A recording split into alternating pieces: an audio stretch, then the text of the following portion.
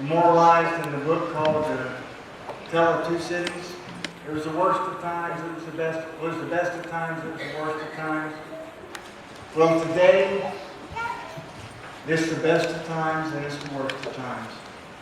It's a sad time for those who are from Calvary, and it's a great time for those who are from HRF.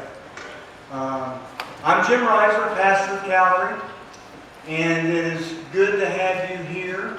I would love for our folks who are Calvary, who have been attending for the last 2 years, would you stand for me? Those who have been attending since I've been pastor, would you stand?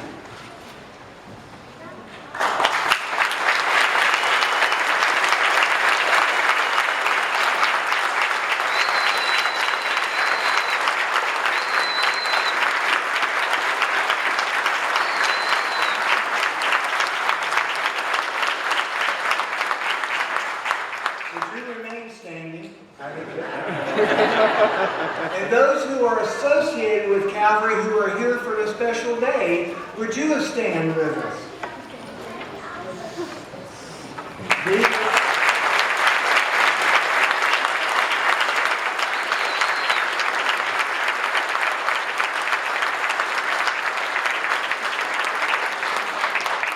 I need my wife for a second. We shut off the Wi-Fi and I need my hotspot on. Turn my hotspot on, wife. This is my wife, Tammy.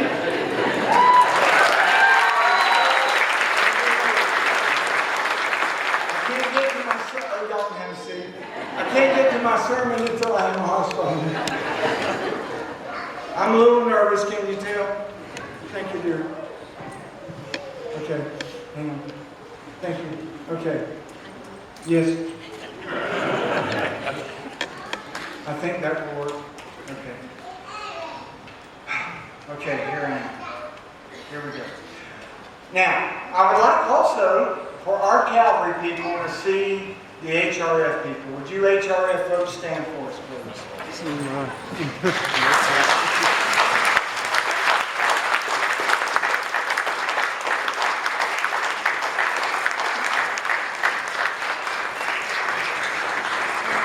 Thank you, HRF. I can't tell you how excited I am to see you here today. I want to do one more thing. I want the children of HRF.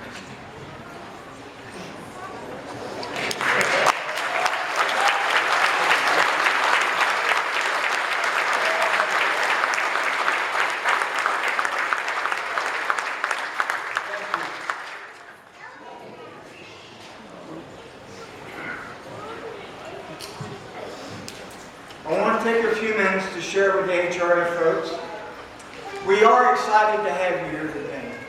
It may not seem like it, but we are. We're excited to give you this beautiful building filled with energy and excitement, and I was hoping for that today. Children, I'm excited to see you. I'm a former children's pastor. I'm a former Awana missionary. I love kids. Kids have been my heartbeat for years. The future of America are children. The future of our businesses are children. And the future of our church are children. I hope you understand that.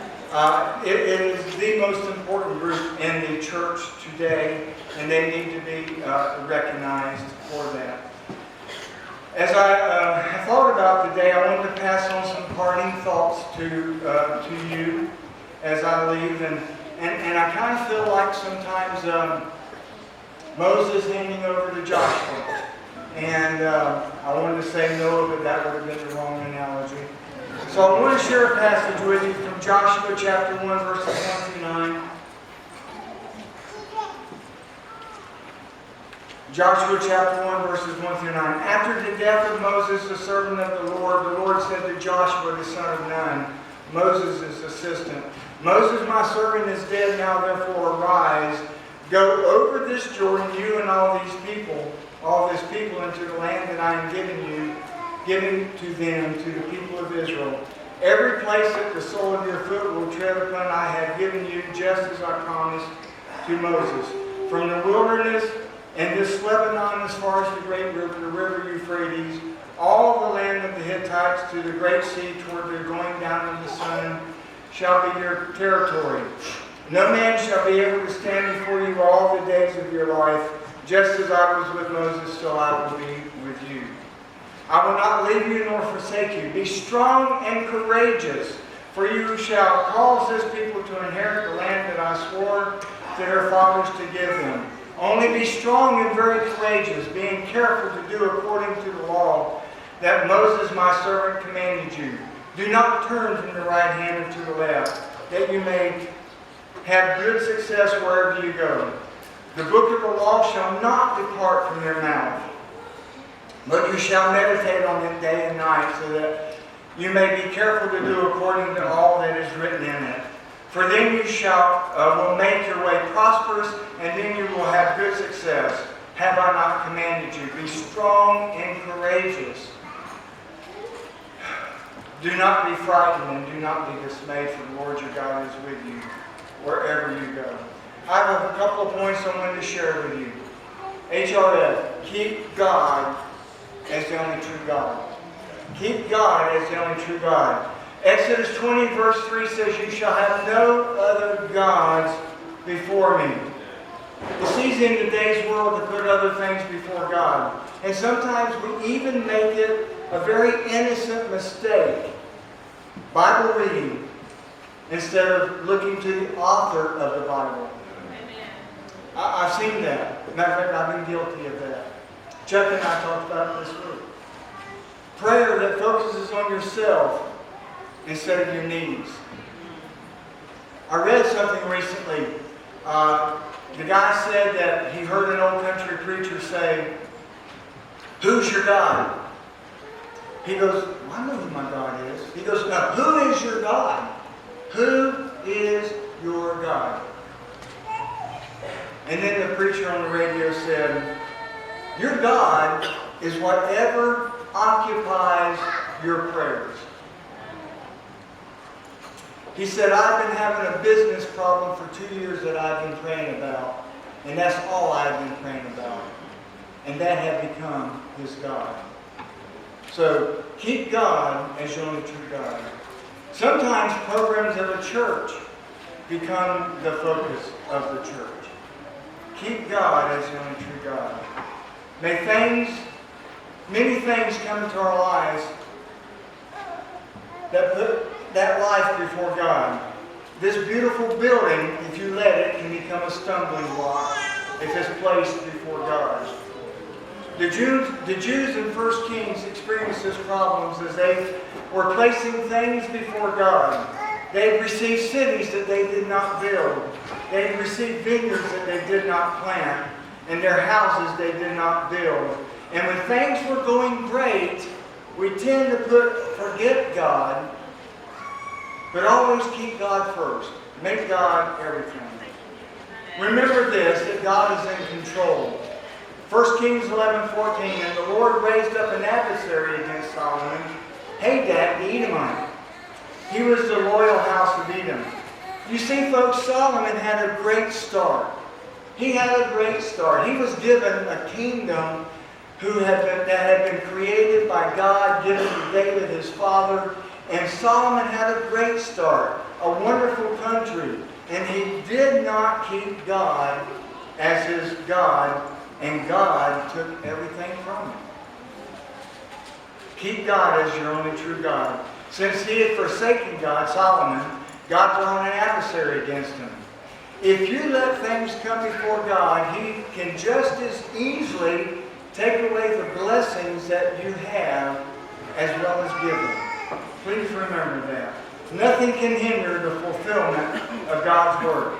God gives and God takes away just as easy. Keep God first. God demands exclusive worship. 1 Kings 8:60 says that all the people of the earth may know that the Lord is God, there is no other. Keep the worship of God foremost in your church. HRF, keep God first in your church. Please keep God first. Don't let programs dictate your worship. Don't let things take over. God's jealous. He's a jealous God, and He demands to be first in all that we do. Third, keep God's Word foremost in your life and in your church. Psalm 119, 9-16 says, "How can a young man keep his way pure? By guarding it according to your word. With my whole heart I seek you. Let me not wander from your commandments. I have stored up your word in my heart, that I might not sin against you. Blessed are you, O Lord. Teach me your statutes. With my lips I declare all the rules of your mouth. In the way of your testimonies I delight, as much as in all riches. I will meditate on your precepts and keep my eyes fixed on your ways. I will delight in your statutes. I will not forget your words." Do not let the world or anyone else tell you that God's Word is not the most important thing that you can follow. Keep God's Word foremost in your mind. The world will tell you that the Bible is good, but there are otherwise words. Just this morning in my comic reading, you want Jim to read the comics? Yeah, I'm stuck. I'm hooked. Every day I read the comics. Anybody else with me there? Oh, come on, y'all shy people. You can show your mentality. It won't hurt. Just this morning in one of the comics I read, Non Sequitur, they were trying to say that God's Word was the same as others. They didn't say it that way, but if you read it today, you'll see it. Keep God's Word foremost. Nothing compares to God's Word. No earthly wisdom can compare. You'll probably hear others say the Bible's okay, but have you tried this? The Bible's okay, but have you tried this? Keep God's Word in your life and in your worship. And I'll close with these final thoughts to Miguel. Be strong and courageous. God's Word to Joshua stands true today as it did all those years ago. When Joshua said to, when God said to Joshua, "Be strong and courageous, for you shall cause this people to inherit the land that I swore to their fathers to give you." In our case, it's the heavenly promised land, heaven. And God has given you, Miguel, a job to do to get these people there. Be strong and courageous. He also said again in verse 7, "Be strong and courageous, being careful to do all according to the law that Moses, my servant, has commanded you." Miguel, keep God's Word foremost in your church. Do not turn from it to the right or to the left. Joshua 1:9, "For I have I not commanded you, be strong and courageous. Do not be frightened. Do not be dismayed. For God, your Lord, is with you wherever you go." Miguel, I want to challenge you, don't let things of the world distract you. It's so easy to let things distract you from that charge that God has given you. This world is not your home. We're just passing through. Amen? This world is not our home. Don't let things of this world distract you. And my last words will be this. 2 Chronicles 7:14. "If my people who are called by my name humble themselves and pray and seek my face and turn from their wicked ways, then I will hear from heaven and will forgive their sin and heal their land." Folks, we need to be humble. Again, we need to be humble. As leaders of the church, we need to be humble. Folks, as members of the church, we need to be humble. And my parting words to Calvary, I love you. It has honored me that you called me 2 years ago to be your pastor. I don't know if you know today is the exact 2 years of my first sermon. Thank you.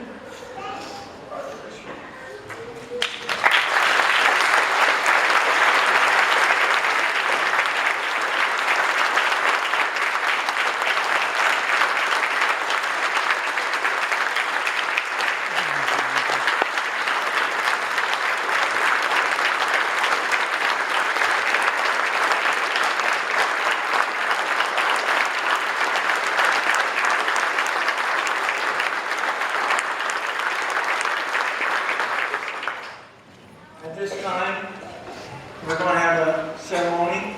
If the trustees from CBC, Calvary Baptist, will come, and the trustees from HRS, if you all will come forward, please.